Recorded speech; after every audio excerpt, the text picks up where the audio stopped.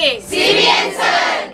Happy birthday CVN sir. Happy birthday CVN sir. Happy birthday CVN sir. Happy birthday CVN sir. Happy birthday CVN sir. Happy birthday CVN sir.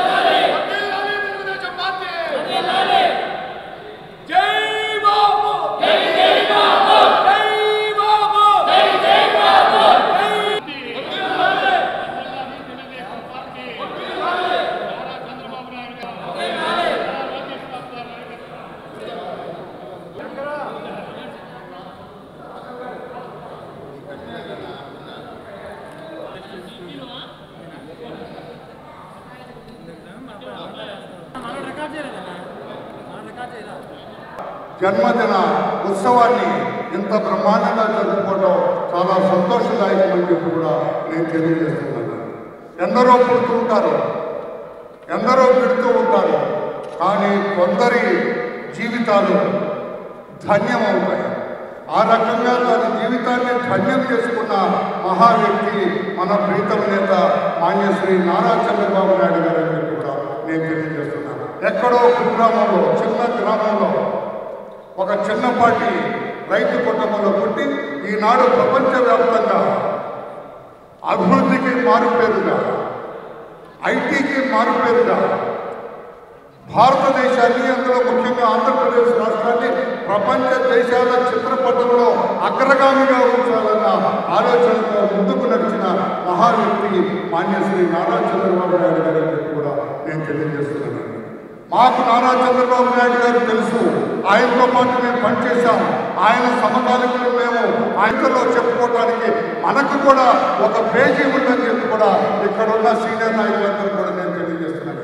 ఆయన మాకు తెలుసు, ఆయనతో ఉండేవాడు అని చెప్పుకోవడానికి కూడా గర్వపడే రీతిలో మనందరం ఉండటం చాలా సంతోషదాయకం తెలియజేస్తూ తెలుగుదేశం పార్టీని ఆయన నడుపుతున్న తీరు, తెలుగుదేశం పార్టీలో రేపు మళ్ళా అధికారంలోకి తీసుకురాబోతున్న విధానం అన్నీ కూడా నా భూతో నా భవిష్యత్తుగా ఉన్న వాస్తవాన్ని కూడా అందరూ గ్రహించాలని తెలియజేస్తూ ఆ మహానుభావుడు ఆయన ఒక కారణం జన్మడు ప్రజాసేవకే తన జీవితాన్ని అంకితం చేసుకున్న వ్యక్తి, రాష్ట్రాన్ని అభివృద్ధి చేయాలని, భారతదేశ గౌరవాన్ని కాపాడాలి అన్న ఉద్దేశంతో పనిచేస్తున్న మాన్యశ్రీ నారా చంద్రబాబు నాయుడు గారికి ఆ భగవంతుడు నిండు నూరేళ్ళు మంచి ఆరోగ్యాన్ని, మంచి ఆలోచనని, రాష్ట్ర ప్రజల సేవలో పునీతమయ్యే విధానాన్ని ఆయనకి ఇవ్వాలని చెప్పి కూడా అందరి తరఫున తెలుగుదేశం పార్టీ తరఫున కూడా ఆ భగవంతుని వేడుకుంటూ మీ అందరి దగ్గర సెలవు తీసుకున్నాను. నమస్కారం అందరికీ.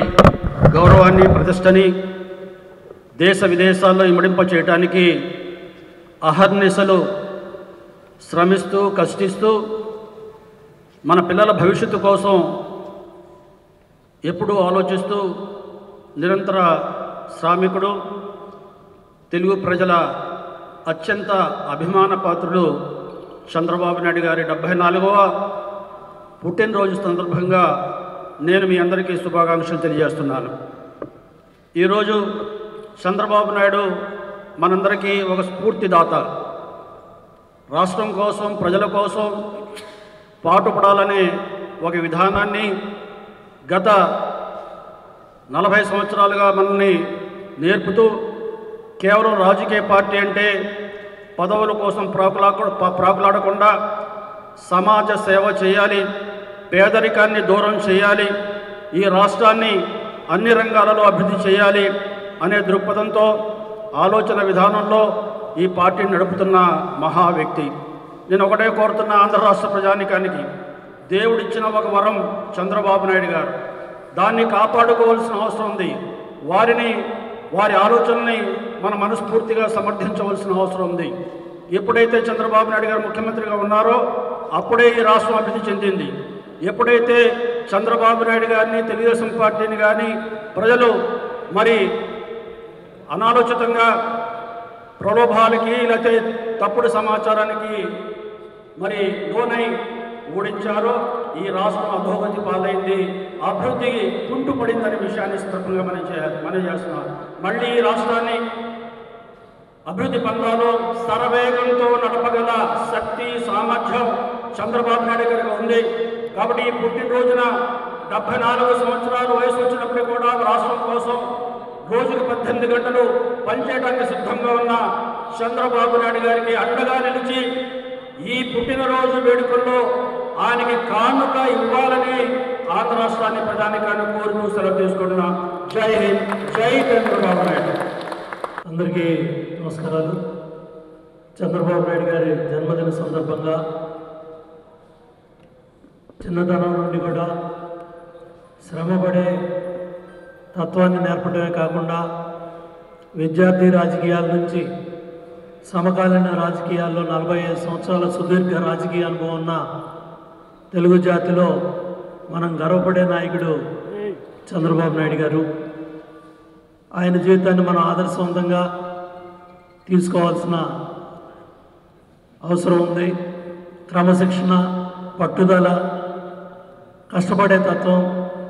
ఆయన ముఖ్యమంత్రిగా 95లో ముఖ్యమంత్రి అయిన సమయంలో ఉభయ రాష్ట్రాల్లో ఆ రోజుల్లో ఉన్న కష్టాల్లో సమర్థవంతంగా పరిపాలన ముందుకు తీసుకెళ్ళడమే కాకుండా శ్రమదానం, జన్మభూమి స్ఫూర్తి, ప్రజల వద్దకు పాలన లాంటి కార్యక్రమాలను ముందుకు తీసుకెళ్ళడమే కాకుండా దేశంలో, రాష్ట్రంలో యువతకి ఇన్ఫర్మేషన్ టెక్నాలజీలో, కంప్యూటరీకరణలో ఇవాళ ఆయన తీసుకున్న విప్లవాత్మకమైన నిర్ణయం వల్ల ప్రపంచ దేశాల్లో ప్రతి తెలుగువాడు, తెలుగు జాతి ఇవాళ మన వాళ్ళు చిన్నవాడి దగ్గర నుంచి పెద్దవాడి దాకా అందరూ కూడా దేశ విదేశాల్లో ఇవాళ ఉన్నత స్థాయిలో మరి వాళ్ళ కుటుంబాలకు అండగా ఉన్నారంటే దానికి కారణం ఐటీ విప్లవం.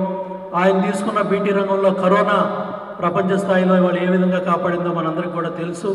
కాబట్టి ఇవాళ ఏదైతే విభజిత ఆంధ్రప్రదేశ్లో కూడా పోలవరాన్ని 72% తీసుకెళ్ళడం, అమరావతిని ప్రపంచ స్థాయి రాజధానిగా నిర్మాణం చేయడంలో ఆయన తీసుకున్న నిర్ణయాలు, అదేవిధంగా ఈరోజు ఈ కష్టకాలంలో పార్టీని మరి వాళ్ళ 10 సంవత్సరాలు ఆ రోజు కాంగ్రెస్ పరిపాలనలో పార్టీని కాపాడటంలో కానీ, ఈ 5 సంవత్సరాల రాక్షస పరిపాలనలో కార్యకర్తలను, నాయకుల్ని కాపాడటంలో కానీ ఆయన చూపించిన చొరవ, పోరాట స్ఫూర్తి, 53 రోజులు రాజమండ్రి సెంట్రల్ జైలు జీవితం, ఇవన్నీ కూడా మనం ఒక ఛాలెంజ్గా, ఒక బాధ్యతగా తీసుకొని మళ్ళీ చంద్రబాబు నాయుడు గారిని ముఖ్యమంత్రిగా ఆ ఎన్డీఏ కూటమిలో మనం ఏదైతే తెలుగుదేశం పార్టీని ఎన్డీఏ కూటమిని అధికారంలో తీసుకురావడంలో ప్రతి ఒక్క కార్యకర్త, నాయకుడు రాబోయే 30 రోజులు కష్టపడి పనిచేసి ఆయన్ని ఆ పీఠంలో కూర్చోబెట్టవాలనేది మన అందరి కర్తవ్యంగా, బాధ్యతగా తీసుకొని ఆ మహానుభావుడికి, ఆ నాయకుడికి, మన నాయకుడికి నిండు 100 ఏళ్ళు సంపూర్ణ ఆరోగ్యంతో భగవంతుడు అన్ని ఆరోగ్యాలు ఇవ్వాలని కోరుకుంటూ సెలవు తీసుకుంటాం. చివరగా జాతీయ కార్యాలయం అందరికీ నమస్కారం. 74 సంవత్సరాల కిందట పుట్టిన ఈ వ్యక్తి ఈ స్థాయికి వస్తారని బహుశా వాళ్ళ తల్లిదండ్రులు కూడా ఆలోచించుంటారు. చాలామంది చెప్తారు ఆయన పుట్టిన నక్షత్రం బలం అని. ఆయన పుట్టిన నక్షత్రంలో కొన్ని వేల మంది పుట్టుంటారు, కానీ ఎవరు చంద్రబాబు నాయుడు గారు కాదు. చంద్రబాబు నాయుడు గారు లీడర్ కంటే కూడా ఒక విజనరీ. చంద్రబాబు నాయుడు గారిని లీడర్, విజనరీ కంటే కూడా ఒక బ్రాండ్. ప్రపంచంలో చాలామంది కార్పొరేట్స్ చంద్రబాబు నాయుడు గారి భారతదేశ ప్రధాని తెలియదేమో కానీ చంద్రబాబు నాయుడు గారి పేరు తెలియని మల్టీనేషనల్ చాలా తక్కువ ఉన్నాయి. అది ఏదో ఒక రోజును ముఖ్యమంత్రి అవుతాను వచ్చిన అంశం కాదు. మేము దగ్గర నుంచి చాలా చూసాం. ఆయనలో మొదటిది సహనం. ఆయనకి కోపం వస్తుంది, కానీ మనందరికంటే మించిన స్థాయిలో సహనం ఉంటుంది. ఆయన ఎప్పుడో చాలా అరుదుగా ఆయన సహనాన్ని కోల్పోవడం జరుగుతుంది. రెండోది, ఒక అంశం మీద ఆయన బాటం లెవెల్కి వెళ్తాడు. మనందరం ఈ కేక్ ఎలా తయారు చేశారంటే చేశారులే అని అంటాం, కానీ అలా కాదు. ఆయన తయారు చేసిన పిలిపించి ఏం చేశారు, ఎలా చేశారు, దీనికి ఎలా ఇంప్రూవ్ చేయాలి, ఎలా మార్కెటింగ్ చేయాలని కూడా చెప్పి పంపిస్తాడు. మూడో అంశం కష్టపడటం. ఒకసారి లోకేష్ గారు నాతో ఉన్నారు, ఏ రోజుకైనా సరే డాడీ కంటే తర్వాత వెళ్ళాలని చెప్పి నేను అనుకుంటాను, అంటే పడుకోవాలని. ఆయన 1 గంట 2 దాకా అలా చూస్తూ ఉంటే ఇక నాకు నిద్రొచ్చి పడుకునేవాడిని. విధంగా ఆ శక్తి ఆయన ఇచ్చినందుకు, ఆయన నా తండ్రి ఎందుకు నేను చాలా గర్వపడుతున్నానని చెప్పి ఆయన చాలాసార్లు చెప్పడం జరిగింది. కాబట్టి చంద్రబాబు నాయుడు గారి ఈ స్థాయికి రావటానికి ఇవాళ ఆయన కృషి, పట్టుదల ఇవన్నీ కూడా ఆయన ఈ స్థాయికి తీసుకొచ్చినాయి. ఇక రాజకీయంగా ఆయన చాలా సీనియర్ పొలిటీషియన్గా భారతదేశంలో. మరి ఆ రోజున ఎన్డీఏని వద్దనుకున్నా కూడా ఇవాళ ఎన్డీఏ దగ్గరికి వెళ్ళడానికి కారణం ఏంటంటే ఈ రాష్ట్రం అభివృద్ధి చెందాలి. 20 సంవత్సరాలు వెనక్కి వెళ్ళింది, డెవలప్మెంట్ ఆగిపోయింది, యువత నిరుద్యోగంలో ఉంటున్నారు. కాబట్టి దీన్ని డెవలప్ చేయాలంటే కేంద్ర సహాయ సహకారాలు ఉండాలని చెప్పి ఈ రోజున ఎన్డీఏతో కలవటం, రాజకీయంగా ఒక చైతన్యం. ఇవాళ టీడీపీ, జనసేన, భాజపా ఈ 3 పార్టీలు కలిపి ఎక్కడికి వెళ్ళినా కూడా చాలామంది ఈ కూటమి వల్ల నష్టం జరుగుతుంది అనుకున్నారు. కానీ ఇవాళ ఈ మీటింగ్స్ కానీ ఈ ఉత్సాహం చూస్తుంటే ఆయన తీసుకున్న నిర్ణయం సముచితంగా ఉంది.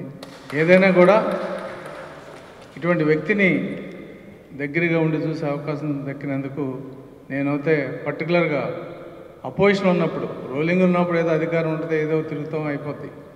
అపోజిషన్లో ఉండగా ఆయన ఆత్మకూరు పోరాటం సాగించిన కాడి నుంచి ఇవాళ ఆయన జైలు జీవితం గడిపి బయటకు వచ్చి ఈ ఎన్నికల్ని ఫేస్ చేసే విధానం వరకు ఆయన చాలా దగ్గరగా చూసాం. ఆ అవకాశం రావడమే నిజంగా ఒక అదృష్టంగా భావిస్తూ ఆయన నిండు 100 ఏళ్ళు ఆరోగ్యంగా ఈ ప్రజాసేవలు ఉండాలని చెప్పి తిరుపతి వెంకటేశ్వర స్వామిని మనస్ఫూర్తిగా కోరుకుంటూ ఈ అవకాశం పెద్దలందరూ